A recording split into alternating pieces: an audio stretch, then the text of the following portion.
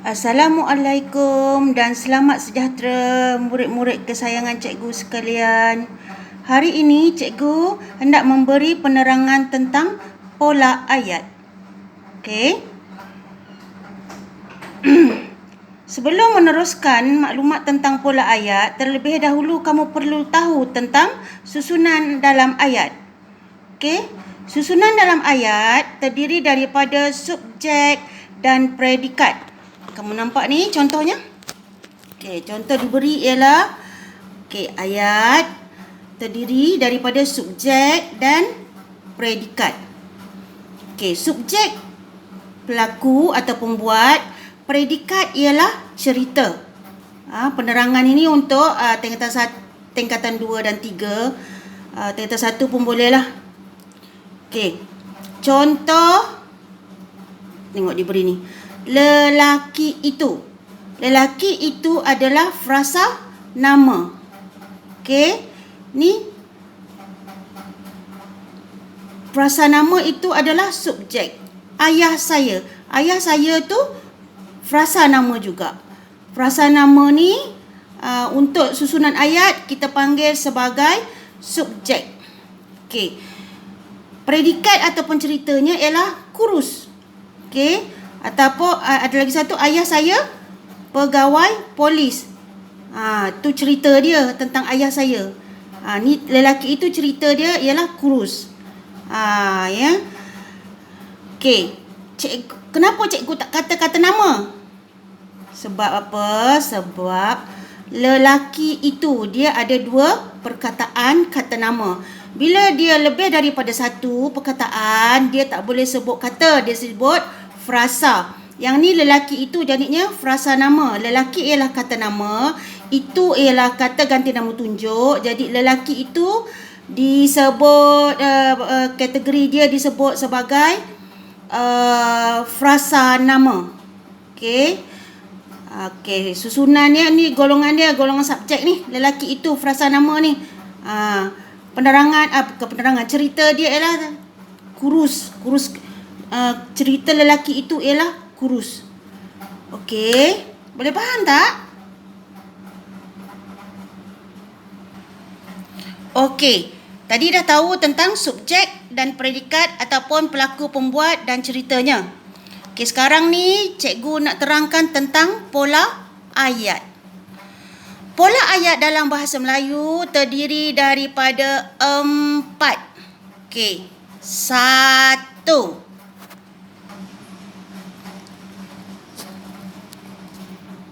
Tadi 1. Frasa nama campur frasa nama ataupun frasa nama dan frasa nama. Kedua, frasa nama campur frasa kerja ataupun frasa nama dan frasa kerja. Ketiga, frasa nama dan frasa adjektif. Keempat, frasa nama dan frasa sendi nama. Okey, cuba kamu lihat bahagian subjek. Nampak ni bahagian subjek. Subjek ni semua frasa nama. Okey, kamu perlu tahu ya contoh-contoh ayat ni ya. Pola ayat dalam bahasa Melayu ayat dasar ni ialah ialah ayat aktif ya. Okey. Jadinya sini subjeknya semua di sini adalah frasa nama. Okey, yang membezakan kat sinilah sebelah sini. Sama ada frasa nama, frasa kerja, frasa adjektif atau frasa sendi nama. Okey. Boleh faham ya? Okey, ingat susunan ayat terdiri daripada subjek dan predikat. Pola ayat terdiri daripada 4. Frasa nama campur frasa nama, frasa nama campur frasa kerja, frasa nama campur frasa adjektif, frasa nama campur frasa sendi nama. Okey. Cikgu tak pasti nanti nak jawab periksa macam mana. Okey, tengok ni. Ni frasa nama, nampak dia tulis sini. Frasa nama campur frasa nama ataupun dalam kurungan FN campur FN. FN ni mestilah huruf besar, ya. Okey. Ataupun kena ni lah 2 ni, frasa nama campur frasa kerja FN campur FK. Okey, yang ketiga, frasa nama campur frasa adjektif, FN campur FA. Yang keempat, frasa nama campur frasa sendi nama, FN campur FS. Okey. Baiklah, kita tengok sini. Perempuan itu kakak saya. Perempuan itu frasa nama. Sebab apa? Dia lebih daripada satu perkataan. Kalau satu perkataan dipanggil kata nama. Tengok sini, frasa nama. Maksudnya ada lebih dari satu perkataan. Okey. Frasa nama boleh terdiri daripada kata nama. Okey. Ingat tu, kalau kita nak bincang tentang ayat, dia kena sebut frasa nama. Okey, tapi kalau kita nak bincang tentang perkataan, kita kena sebut dia kata nama. Frasa nama terdiri daripada frasa nama dan juga kata nama. Gitu. Di bawah kategori frasa nama. Okey. Perempuan itu frasa nama kakak saya. Kakak tu ialah kata nama, kakak saya itu ialah frasa nama. Ayah saya seorang pegawai bank. Mana yang frasa namanya? Adakah seorang? Bukan. Seorang ialah apa? Penjodoh bilangan. Pegawai bank ialah frasa nama. Okey. Caranya ialah kamu kena guna kebijaksanaan mentaliti kamu untuk mengenal pasti yang mana satu frasa nama. Okey, yang mana satu kata nama. Okey, bila dia gabung dengan penjodoh bilangan ni jadilah frasa nama. Okey. Buku yang tebal itu buku rujukan bahasa Melayu. Boleh ni semua ni nampak?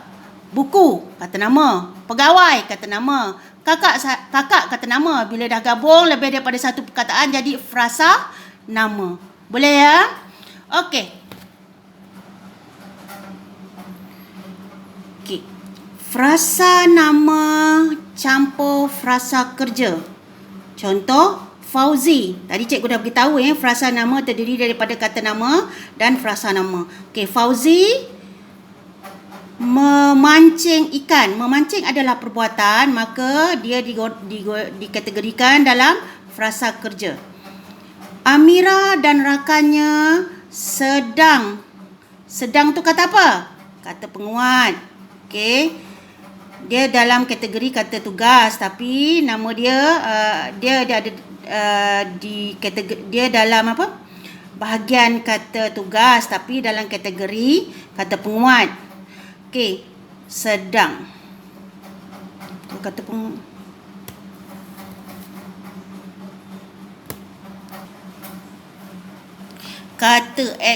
Bukan kata penguat, nyanyuk dah cikgu. Kata adverba. Sedang ni ialah kata adverba. Kata adverba itu ialah kata tugas yang dipanggil dalam kategori kata adverba yang menerangkan perbuatan. Yang kata penguat tu kita dah bincang tentang kata penguat semalam.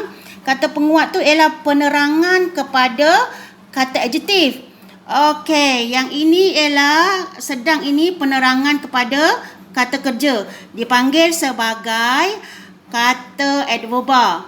Okey, nanti kita bincang ni. Ni baru kata penguat. Okey. Nampak sini kita kena cari. Okey, tadi cikgu dah bincang tentang Amira dan rakannya. Okey, sedang ialah kata adverba, penerangan kepada kata kerja, penerangan kepada kata kerja mengulang ataupun frasa kerja mengulang kaji pelajaran. Gitu. Okey, mengulang tu dah perbuatan, jadi penerangan dia ialah sedang. Jadi apa yang kita nak cari frasa kerja kat mana? Mengulang kaji. Pelajaran, mengulang kaji apa-apalah.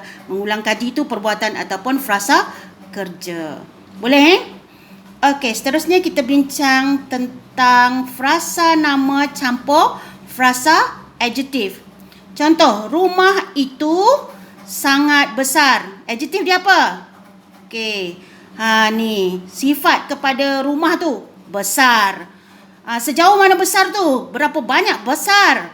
Besar dia berapa besar? Sangat besar. Ni dipanggil kata penguat. Okey. Seterusnya, frasa nama campur frasa sendi nama. Okey, dalam banyak-banyak kata tugas, inilah dia kata tugas yang paling banyak diperbincangkan Okey, iaitu frasa sendi nama. Dan yang paling banyak keluar ni lah. Keluar dalam exam. Okey. Ramlan ke belakang rumahnya. Bila kamu nampak dalam susunan ayat tu, dalam bahagian predikat tu ada ke, untuk, di atas, ke belakang, ke apa ke, untuk, di dan lain-lain yang dikategorikan sebagai frasa sendi nama, maka dia adalah dalam pola ayat frasa nama campur frasa sendi nama. Yang ni cikgu nak bagi penerangan ni dulu. Latihan kamu buat dulu, nanti cikgu akan bincang dalam video yang lain. Okey, bye. Maria.